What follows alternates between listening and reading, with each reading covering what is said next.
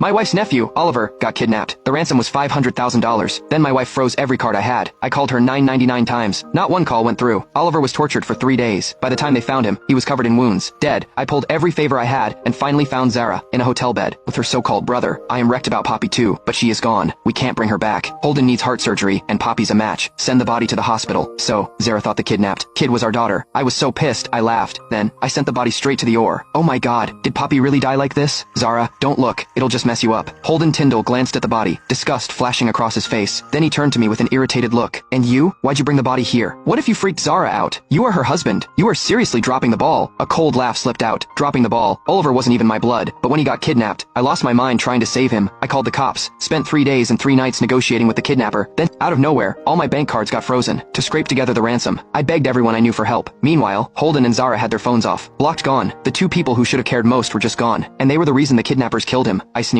If either of you had picked up and helped get the $500,000, that kid would still be alive. Holden's parents, Wilson and Catherine, rushed in and shoved me back, blocking Holden with their bodies. This isn't their fault. It is yours. If you hadn't taken Poppy to the amusement park, she never would have been kidnapped. Poppy died because of you. Wilson's face softened. He cleared his throat, totally calm. Besides, she was just a little girl. Dead is dead. At least her heart can save her uncle. At least that makes her useful. Otherwise, she would have just been a burden later. Holden jumped in. Gideon, if you hadn't spoiled Poppy so much, she wouldn't have been so stubborn. Look how that turned out. Cost her life. Zara's face turned colder with every word. I already signed the donation papers. It doesn't matter whether you agree or not. Holden let out a sigh, but the smug look in his eyes gave him away. Well, with Poppy gone, I guess I'll have to settle for this. Don't worry, Gideon. I'll take good care of Poppy's heart. Your family's generosity won't go to waste. The corner of my mouth twitched. As family, why would I object to seeing a dead child's heart beat again? The entire family froze, ignoring their stunned faces. I turned and walked away. At the end of the hallway, I headed straight for the lab. 3 minutes later, I stood there holding a DNA report, proof that Oliver was Zara's son. A cold smile crossed my face. I'd suspected the truth for a long time. After we got married, Zara moved Holden, his son, and his parents into my house. It never sat right with me. The way she acted around Holden was way too intimate for siblings. More than once, I'd seen her slipping in and out of his room and revealing sleepwear. Every time I brought it up, she'd look at me like I was crazy. Their brother and sister. What do you think is going on? This time, after failing to reach either of them, I hired a private investigator. What I got back was the last thing I wanted to see. Photos of Zara and Holden making out in a hotel hallway. After that, I couldn't keep lying to myself. Meanwhile, Zara was already pushing the doctors to get Holden's heart transplant ready. After Oliver's heart was removed, his body was dumped onto the morgue floor like a piece of trash. From a distance, I watched Wilson and Catherine wrinkle their noses and kick the body aside. A cold laugh escaped me. Then I walked out of the hospital. None of it had anything to do with me anymore, ever since Poppy was a baby. Oliver had always found ways to hurt her. He'd hit her, pinch her, push her around. After Poppy learned to call Zara Mommy, it got even worse. Whenever he heard it, he'd shove her down and start hitting her. And every single time, Zara took Oliver's side without even asking what happened. I was buried in work. By the time I realized how bad things were, the damage had already been done.